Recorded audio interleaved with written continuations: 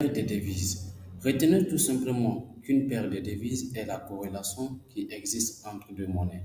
Vous voyez, le lien qui existe entre deux monnaies, c'est ce qu'on appelle une paire de devises. Maintenant, sur le marché Forex, il y a plusieurs paires de devises qui existent sur le marché Forex. Et parmi ceux-ci, nous avons les majeurs. Et vous voyez, les majeurs, ce sont les paires de devises qui occupent la plupart des transactions qui se passent sur le marché Forex. Et les majeurs occupent les 70% des transactions qui se passent sur le marché Forex. Et parmi ces 70%-là, il y a l'euro-dollar qui occupe 28% de ces transactions. Cela veut dire quoi?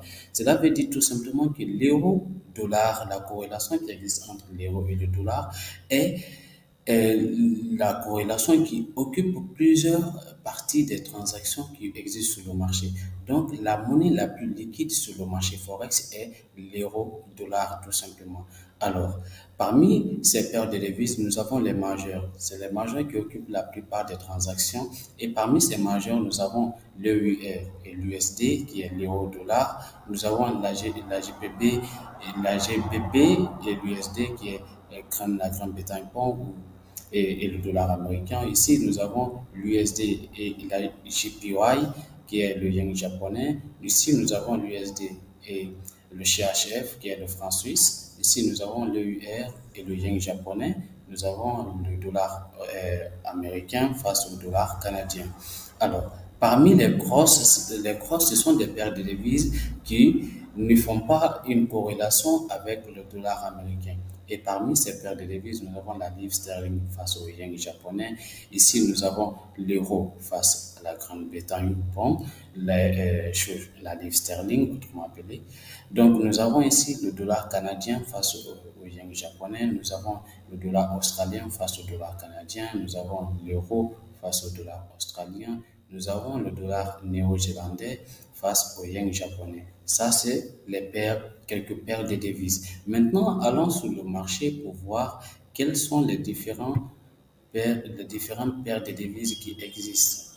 Maintenant, nous sommes sur MetaTrader 5 actuellement, sur mon compte de mots de dérive, mais on va voir, il y a aussi le Forex qui existe chez ce broker-là. Alors, maintenant, on va aller sur quand on part au niveau, il y a plusieurs marchés qui existent là. Il y a le Forex mineur, il y a le Forex majeur, il y a le Forex exotique, il y a le Forex micro. Est-ce que vous voyez? Donc, ce sont différentes paires de devises qui existent au niveau de ces différents marchés de Forex. Alors, nous, on s'intéresse beaucoup aux Forex majeurs. Maintenant, parmi les forex majeurs, il y a plusieurs paires de devises qui sont là. Nous avons ici le dollar australien face au dollar américain. Nous avons l'euro face au dollar australien. Nous avons l'euro face au dollar canadien qui est là. L'euro face au franc suisse. L'euro face à la livre sterling. L'euro face au yen japonais. L'euro face le dollar australien face au yen japonais. L'euro face au dollar américain. Bon. Ok, non, je suis passé au niveau des exotiques. Alors, après ça, il y a plusieurs autres paires de devises. Nous avons ici l'euro face au dollar américain, nous avons le dollar américain face au yen japonais, nous avons la livre sterling face au dollar australien et ainsi de suite. Est-ce que vous voyez? Donc, toutes ces paires de devises-là, ce sont des devises qui sont au niveau des majeurs. Ce sont des devises majeures, ceux qui sont sur le marché forex. Alors, parmi ces devises majeures, vous allez retrouver que plusieurs paires là se répètent. Alors, c'est justement, les devises majeures ne sont pas trop. Non seulement, vous devez retenir que parmi les devises majeures, nous avons le dollar américain qui existe, nous avons l'euro qui existe, nous avons la livre sterling qui existe, nous avons le dollar australien qui existe là, nous avons le dollar canadien qui existe, nous avons le yen japonais qui aussi qui existe, et nous avons aussi le franc suisse et le dollar néo-zélandais. Réellement, ce sont ces paires de devises qui occupent la plupart des transactions sur le marché. Ce sont les devises majeures. Maintenant, quand nous partons au niveau des devises mineures, vous voyez. Donc, parmi les devises mineures, il y a plusieurs autres encore paires de devises. Ici, par exemple, nous avons le dollar australien face au franc suisse, nous avons le dollar australien face au dollar néo-zélandais, nous avons le dollar canadien face au franc suisse, encore. Ça, c'est au niveau des devises mineures. et il y a encore plusieurs paires de devises qui sont là. Est-ce que vous voyez? Donc, il y a le forex exotique.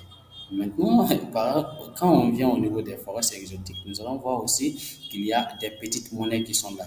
Vous voyez, donc ici nous avons l'euro face au Hong Kong, au dollar Hong Kong de Hong Kong.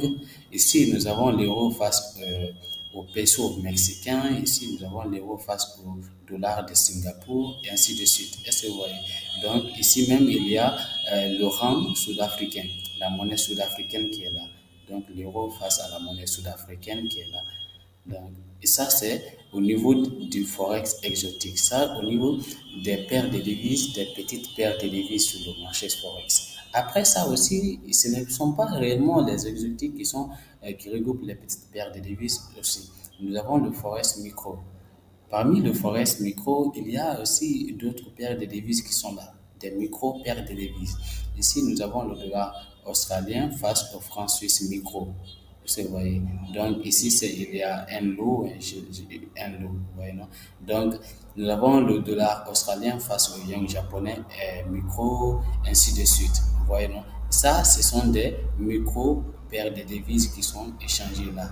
Alors, j'espère que vous avez compris ce que c'est une paire de devises et que vous avez très très bien maîtrisé cette partie. Sachez bien que une paire de devises, quand on dit une paire de devises, c'est la corrélation, le lien qui existe entre deux monnaies, entre deux devises. Merci.